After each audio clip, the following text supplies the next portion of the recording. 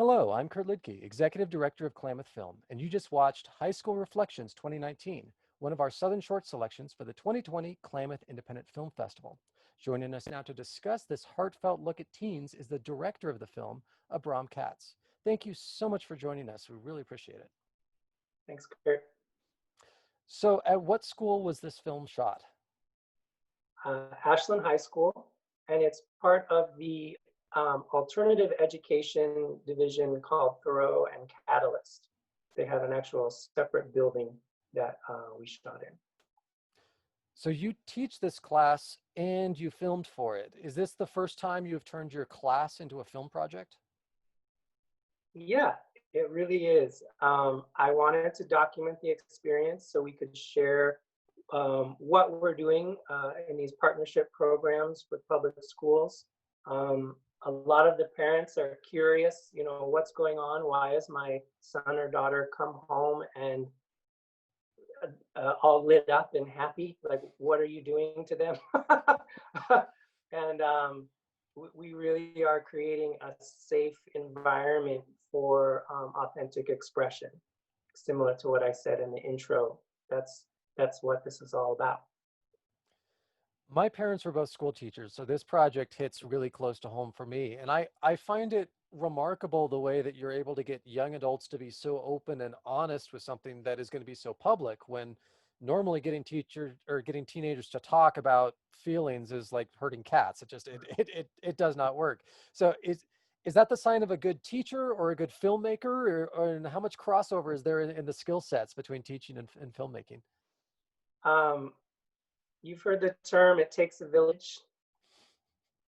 So in order to create the environment that is that we documented, that was in this film, I had four pre-service teachers as interns, basically raising, the teacher to student ratio. We have two partnering teachers and myself kind of conducting the circus. So for a 25 to 30 student class, there's upwards of 7 to 8 teachers. So that's how it's done. It's the same way that if we were in an indigenous village and your uncle and your grandmother was teaching you their wisdom, that's the ratio that we learn in an organic, heartfelt way. I've been a teacher for 45 students in East Oakland, and I couldn't even remember all their names. I'm a really sweet guy, and I have no idea who you are because you literally can't hold all of that energy. So a lot of these, a lot of the classes we teach and offer are really for the teachers that we partner with as well as the students. It's really about supporting as many people as we can. So how long has this class been taught, and what was the ethos behind it being started? Okay. This was the second iteration of the Reflections class at Ashland High School. I've been teaching for about 16 years, and all of my classes have a similar lens, I guess, or goal, and that is to tell a true story from your life and create a resilient community as a result. So when everybody does that and they see that they're not beat down and downcast and ostracized for their personal viewpoints, their shoulders drop and they become just kind of caring, careful witnesses of one another. And I'm going to stop there, but it's the answer. So how did Really. since you've been teaching, how did you get involved in filmmaking? Have you also been teaching AV at school too, or was this just kind of a passion project on the side? Well, interestingly enough, we just taught a filmmaking class about 3 months ago or so. No, God, how long is this pandemic?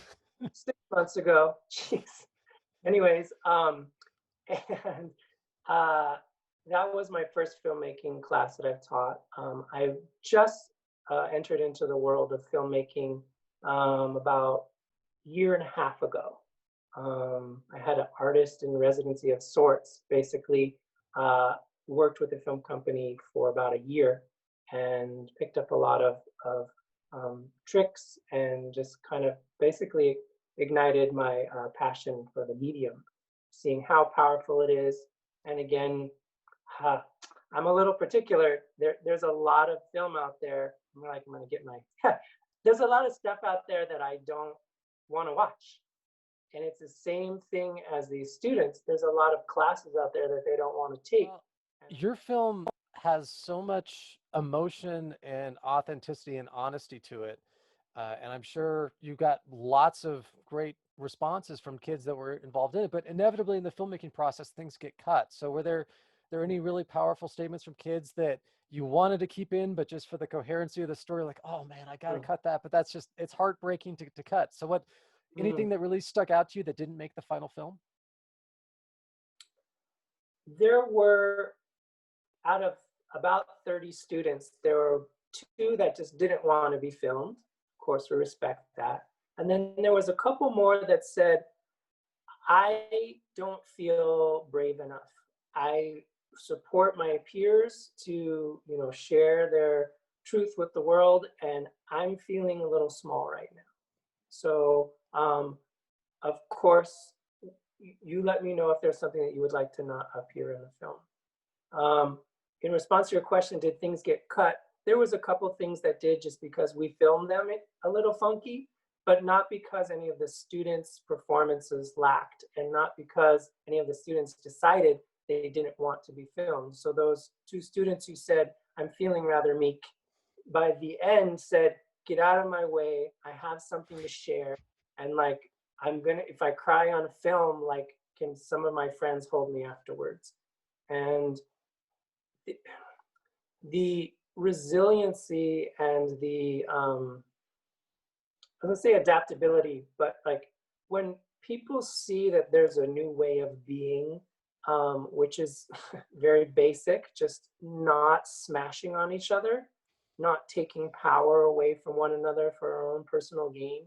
It's kind of the anti-bullying message, but it goes to any type of relationship that has these power struggles in it. So um, I think that kind of answers your question. Basically, it was all gold, and I tried to cut it down as much as I could so people would watch it. But these moments that just stab you in the heart in a good way, that happens all day long. And I actually would like to say a quote. I don't know if this is the correct time. Go ahead. Sure. Well, in response to what you said, one of my students, and we actually have a little trailer that you can watch. We can figure out how to air that potentially. But anyways, one of my students said, I hated this class the entire time. And there's a lot of silence. This is when we do our showcase and kind of peer feedback and such. And he said, but after I watched the video, I felt closer to everybody. I felt that I got to know a deeper part of my peers and the students, and I never would have asked them because we don't have a societal structuring, that permits that. But the container that you created and the showcasing of this film made me like the class, and he just lit up. He great student, does not feel that he belongs in our culture, and I entirely relate. I don't have purple hair anymore or my mohawk, but I entirely relate to the alternative population, and I would like to make it less alternative. I'd like to make the idea of creating an environment for people to express who they are without getting punished and bashed on um, the new normal. So the idea in creating this film is to share that we did it, and it was even uncomfortable, and we grew from it, and now we have this groovy thing that makes people cry and open their hearts. What else do you want to do? How have you seen this class change kids and getting themselves to express themselves more? Not just in the classroom within the safe confines of this group, but also beyond in the school and in society. Has this had tangible change in the kids that have participated in it? There is a glow, a magic glow that is visible. Um, Honestly, I've been asked, I think I said this before, what are you guys doing in there? And it's like, we're not doing a lot. We're giving a lot of options and holding space for the young people to guide the process. So, so I've seen kids grow in the sense that they are taking a lot of responsibility for themselves, their actions, and they take initiative. So there's a lot of silence in my classes, and it's actually the hardest part for the interns who are pre-service teachers learning to become teachers. Um, I will ask them to go in front of the class and take a deep breath and count to 2. Usually by the time we get to like 1,000, these are student teachers from Southern Oregon University. They're falling through the abyss of their entire identity, and their subconscious is going bonkers because all of the demons are surfacing. And then they get to 2 and they're like, oh, like, anyways, oh my God. So again, the students are the same. We don't have a lot of space or spaciousness in teaching and in the way that we relate. So I see the students by some of the practices that we do simply being more mindful. And when you take a moment, literally to take one breath, you go, I'm not going to make fun of my friend, even though I may be able to glean a little bit of power from that because I felt powerless today and because someone else made fun of me. You just take a second and make a conscious choice. So I just see are we from Ashland? I see a lot of consciousness, really, self-awareness as a result of critically looking at yourself, critically meaning examining yourself in an authentic way and sharing it with others. There's not a lot to hide at that point. And so I don't know if you remember high school, but I was almost catatonic. I had so much emotion and so much kind of mistrust and dissatisfaction for who I was and where I was that I just kind of held my breath. And I was socially distancing in high school before it was oh, right, a medical mandate. So that was the way I survived it. absolutely. So this is flipping that script. When we want to go run and hide, we come together and kind of shine a very gentle, loving light on one another. I really think I was born in Ashland. I can't believe these words are coming out. So what made you want to show this story to film festivals? Because it is such a personal project, and I'm sure some kids may have been Mm, hesitant to have their thoughts and feelings shared in such a public setting, right? mm. Um, this is almost a tribute to several of my students who have said something similar. But one quote in particular, I asked, this is like 3 or 4 years ago, I asked a student, why don't you trust adults? And he looked me right in my face and he says, because you're fake. And I said, I agree. Um, that's the thing that drives me crazy my whole life since I'm a baby. I can just remember like, why are people doing these weird circus-like things, you know? And what he means by fake is he said, this is a quote, he said, because adults pretend that everything's okay when it's not. I'm like, we should make a whole class out of that.